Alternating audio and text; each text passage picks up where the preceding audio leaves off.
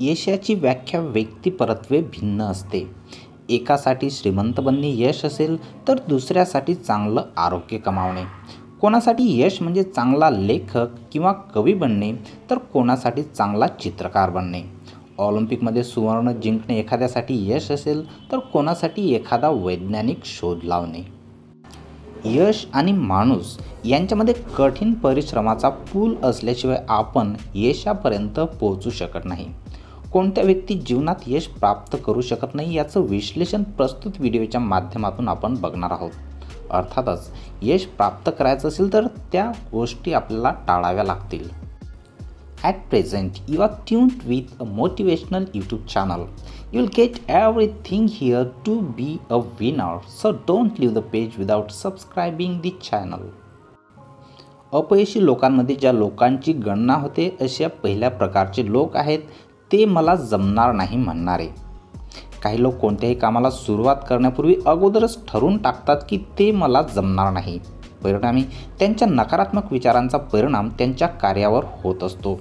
त्यांच्या कॉन्शियस माइंडकडून जरी ते काम करण्यासाठी त्यांना भाग पाडले जात असले, त्यांना सूचना मिळत असल्या तरीसुद्धा त्यांचा सबकॉन्शियस माइंड त्यांना वेळोवेळी सांगत असतो की ते जमणार नाही.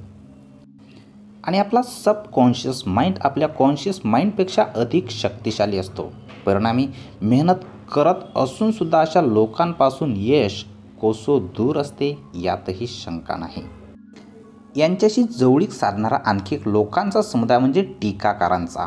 टीकाकार स्वतः एखादं कार्य तर करत नाहीतच, पण इतर लोक जर काही करत असतील तर त्यात काही ना काही दोष किंवा त्रुटी शोधल्याशिवाय त्यांना चैन पडणार नाही. हे लोक अल्पसमाधानी असतात. परिणामी मोठं ध्येय यांच्यासाठी एक दिवा स्वप्न असते. मोठं ध्येयच नाही तर मोठं यशसुद्धा हे प्राप्त करू शकत नाहीत. दुसरे अपयशी लोक आहेत काहीतरी घडायला पाहिजे असं म्हणणारे. काहीतरी घडवणे किंवा निर्माण करणे याऐवजी काही लोक काहीतरी घडण्याची वाट बघतात. कॉम्पिटिशन किंवा परीक्षेची तयारी झाली नाही तर ती कॉम्पिटिशन किंवा परीक्षा रद्द व्हायला पाहिजेत अशी यांची मनोमन इच्छा असते. यश प्राप्तीसाठी मार्गक्रमण करत असताना सर्व परिस्थिती अनुकूलच असायला पाहिजे असा विचार करणाऱ्या लोकांच्या मार्गात थोडाही अडसर आला तरी ते स्वतःहून पुढे जाऊन परिस्थिती अनुकूल बनवण्यासाठी प्रयत्न करणार नाहीत, तर परिस्थिती अनुकूल बघण्याची वाट बघत बसणार. हातावर हात ठेवून परिस्थिती बदलण्याची वाट बघणारे सुद्धा जीवनात यशस्वी होऊ शकत नाहीत. नंतरच्या अपयशी व्यक्ती आहेत ध्येय अर्ध्यावर सोडणाऱ्या. म्हटले जाते की winners never quit and Quetta never win. विजेते कधी सोडत नाहीत आणि सोडणारे कधीही जिंकत नाहीत. आपण ठरवलेलं ध्येय प्राप्त करत असताना अडचणी ह्या निश्चितपणे येणारच. यश प्राप्तीचा मार्ग सरळ आणि सोपा नसतोच मुळी. आणि जे यश सहज साध्य होते त्याला किंमतही मिळत नाही.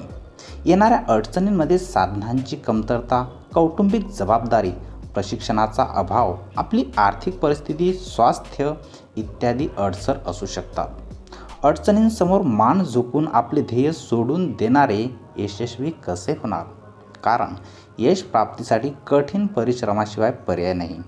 कठीण परिश्रमाशिवाय मिळणारे यश हा एक निव्वळ योगायोग असेल आणि नेहमीच असा योगायोग घडत नसतो. नंतर आहे नियोजनाचा अभाव. प्रभावी नियोजनाचा अभाव असणारे लोक जीवनात यशस्वी होत नाहीत. नियोजन नसेल तर वेळेवर उद्भवणाऱ्या अडचणींचा सामना आपण करू शकणार नाही. तर कधी आपल्याला यशस्वी होण्यासाठी वेळ पुरणार नाही. म्हटले जाते की नेपोलियन हा युद्ध अगोदर टेबलावर जिंकायचा आणि त्यानंतर प्रत्यक्षात समरभूमीवर अर्थातच युद्धभूमीवर. आणि यावरून नियोजनाचं महत्त्व आपल्याला कळून आल्याशिवाय राहणार नाही.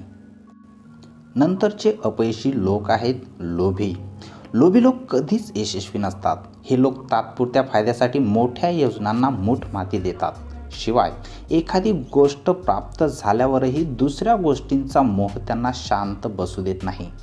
त्यामुळे ते कधीच समाधानी नसतात.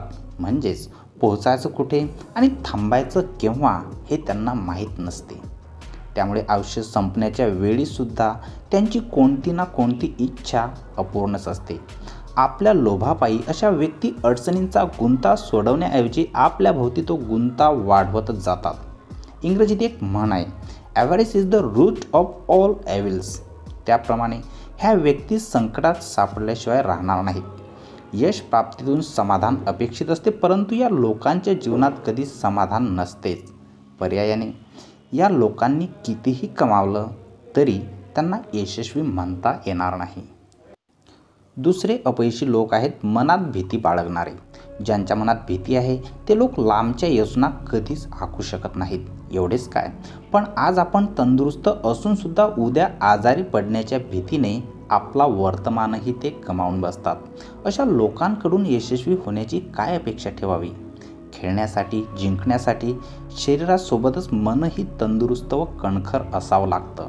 संकटांचा सामना करण्याचे धाडस आपल्या हृदयात असावं.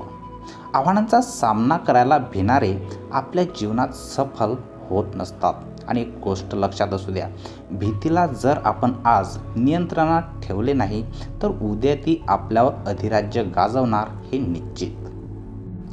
नेहमी घाबरत राहण्यापेक्षा बरं आहे की एकदा संकटांशी नजर भिडवून टाकाच.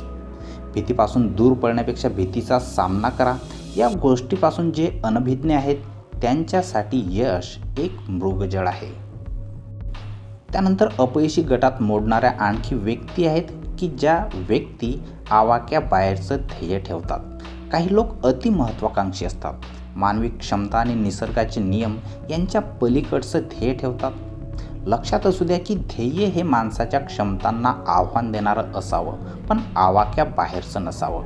हातात असणारा वेळ, परिस्थिती, लागणाऱ्या क्षमता, कौशल्य यांचा विचार न करता त्यांच्या पलीकडे जाऊन ज्या व्यक्ती ध्येय ठरवतात त्या जीवनात यशस्वी होऊ शकत नाहीत.